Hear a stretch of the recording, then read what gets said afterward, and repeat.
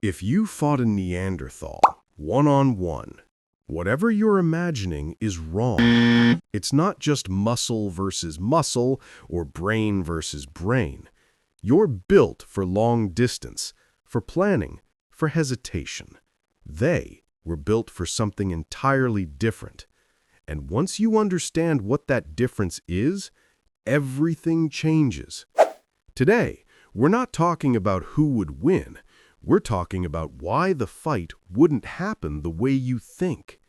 A Neanderthal wasn't just a hairy caveman.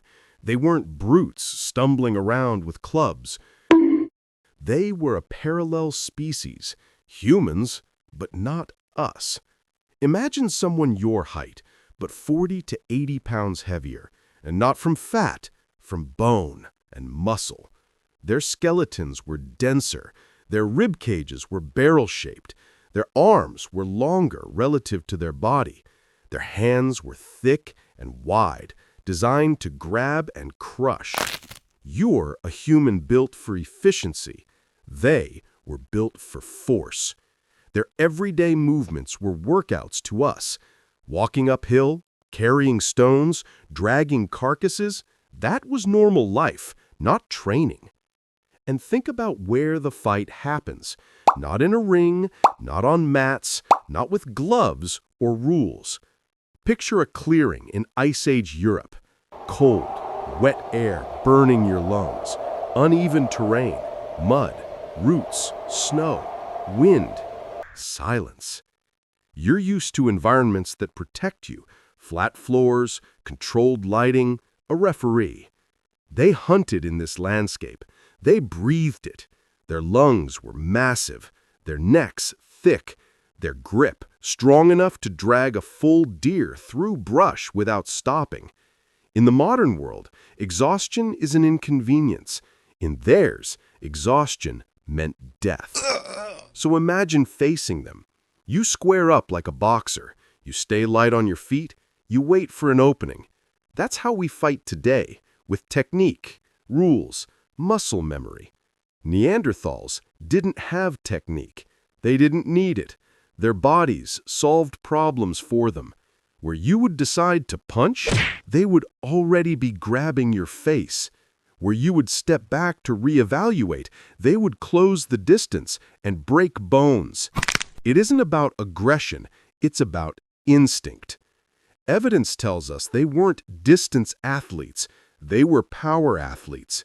Imagine a heavyweight powerlifter, shorter, stockier, and shaped by nature, not gym equipment. Their shoulder joints were reinforced, their legs thick and sturdy, their fingers short and dense, perfect for gripping and tearing. They hunted with thrusting spears. No bows, no traps, no long-distance projections. They walked up to Ice Age animals and shoved a spear into their ribs. Let that sit in your mind. A species that regularly stabbed rhinoceroses and bison at arm's length. Their skeletons show fracture patterns, and they healed again and again.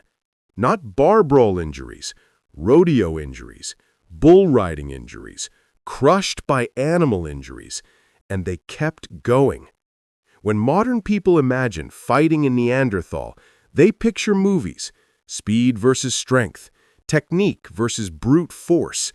Maybe you throw a slick takedown, maybe you dodge a swing. But that mistake is simple. You assume they think like you. You expect hesitation. You expect pain to slow them. You expect fear of injury. You expect self-preservation. Modern humans are built for social survival. Don't get hurt, don't escalate, don't look stupid. Neanderthals didn't live in social structures where embarrassment mattered. They didn't care about bruises tomorrow. They didn't care about cuts or broken knuckles. If the threat was in front of them, they eliminated it.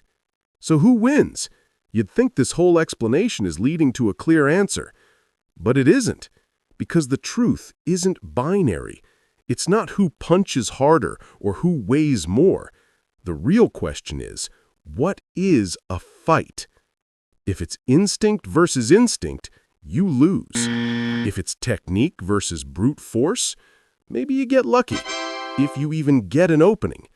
But that assumes you ever see the moment coming. A Neanderthal wasn't a fighter.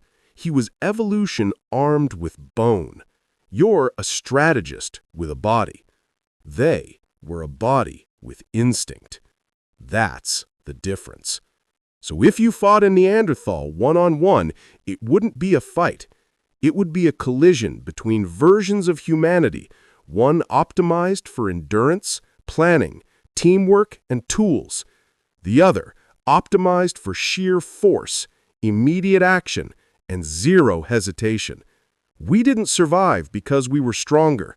We survived because we were something else entirely. That's all for today. Thanks for watching, and subscribe for more stories like this.